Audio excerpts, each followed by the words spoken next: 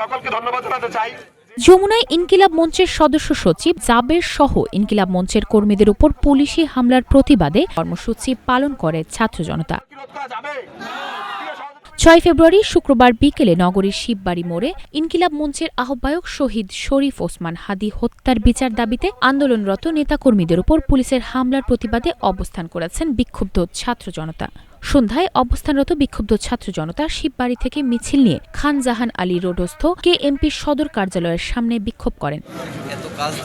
এ সময় বিক্ষুব্ধ ছাত্র জনতাদের নারায়ে তাকবীর, আল্লাহু আকবার, হাদী তোমায় দেখা যায় ইনকিলাবের পতাকায়, এক হাদী লোকান্তরে লক্ষ হাদী ঘরে ঘরে, তুমি কে আমি কে, জাবির জাবির সহ নানা স্লোগান দিতে দেখা যায়। এ সময় উপস্থিত ছিলেন ছাত্রনেতা তামিম হাসান লিওন, মিরাজ হোসেন, ইসরাত সুলতানা লামিয়া, শাকিল, হুজাইফা, ফুয়াদ শাহরিয়ার, জান্নাতুল, নুরুল করিম, গণ অধিকারের ফয়সাল, দিবা স্মৃতি প্রমুখ।